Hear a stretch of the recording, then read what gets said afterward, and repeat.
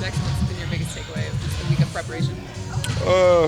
Really, it's just different mentality when it gets to playoffs. So it's just all focused on one team for a whole week, and we never get that during the regular season. So it's just, a lot of details, a little bit of everything, different schemes, just like prepared for every situation possible. So it's just been a lot of Minnesota.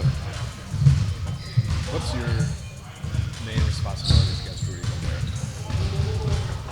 Shoot, box him out, force overs, get him switched on to guys, set good screens. He's not my main focus. Obviously, he's my main matchup, but my main focus is getting guys like Luka and them open, just rebounding, crashing hard, just out competing them, and that's just my goal. How do you feel about your corner three reads with your passing too, and the short rolls, and how that's going to be big in this series too as well? And how you feel like you blossom with that?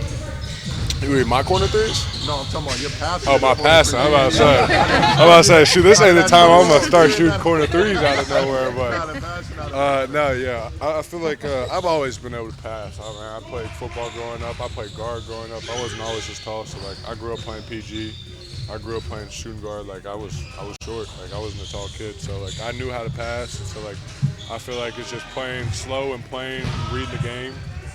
Not speeding myself up. That's the problem I come into a lot of the times, just because I see a little bit of lane, I think I can take off, and then next thing you know, dude's sliding over, I'm getting charged. So it's just playing a little bit slower, and I feel like it's just part of the progression of playing in the pocket. You felt like being with Luka has helped you in terms of that? Because I saw even with Lively was starting to make those corner three reads too, and I've seen it happen with you a lot more.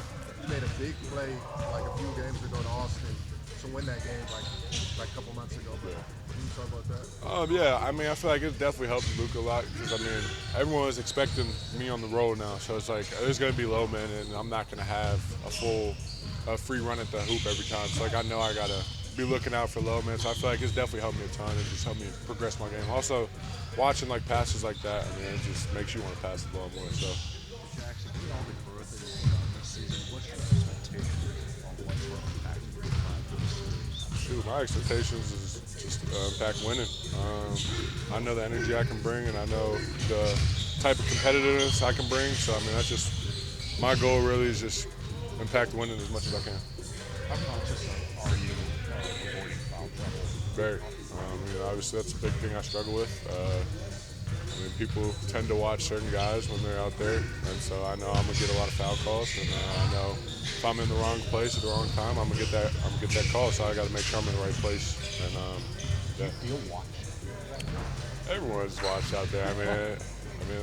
If you look at anybody out there, it's hard not to get fouled out there, especially against certain type of players. So I just got to make sure I'm in the right spots at the right times and don't have my hands in reaching and stuff. Jackson, I think it was last January that you made a big gain in terms of the not fouling, and then your minutes seemed to coincide something with that. Do you remember anything specifically that clicked in a certain way of, all right, this is working and it's leading to more minutes? Yeah, it's just really showing your hands. That's like a huge thing. And I felt last year I was more in drops and like under the rim, so that was my thing was coming down when guys were driving into me, and that's how I kept getting a lot of fouls last year. So now it's just working on my verticality. And then another part of not fouling for me is my illegal screens, so making sure I'm not wide or have my hands in a bad place on defense, reaching in, trying to get like a quick steal when we're playing against like a guy like SGA who we know is going to come up and do that. So like it's just little things like that. Like it's just being very conscious of that type of stuff. How big is that going to be? Extremely. Ant's probably one of the most dynamic players in the league right now, most athletic guards in the league by far. And he's going to get the foul call. He's driving hard to the rim, so I just got to make sure I'm in the right position not to give him any freebies. How much does your screening, you mentioned today, forcing overs, how much has that been emphasized in terms of your game prep, and how much more difficult is that when you're going against a Minnesota team that has such physical defenders like Ant, just like down the Nah stinks. I'm not a fan of Nick Alexander. I know who you're talking about. I got drafted with Nikhil, so he's not that tough of a defender really. But everyone, you go against guys like Ant, who's locked in on the ball, J-Mac. Guys like that, Nikhil's, his game's developed insanely on the defensive end from when we got drafted together. But like, I mean, that's a huge part. I mean, that's if I don't get Luka open, I don't force it over. Then I mean, if I don't get Braun open or AR open, like that's our offense, and we get into bad offense. And so, I mean, that's a huge impact for me and affecting the game. It's just making sure I get those guys off of them. So. Jaxson, obviously, Luka's on your team now, so you don't deal with this in the moment, but he loves to call bigs up, right? Yeah. Do you just think about as a big growing up that would be a part of the game now?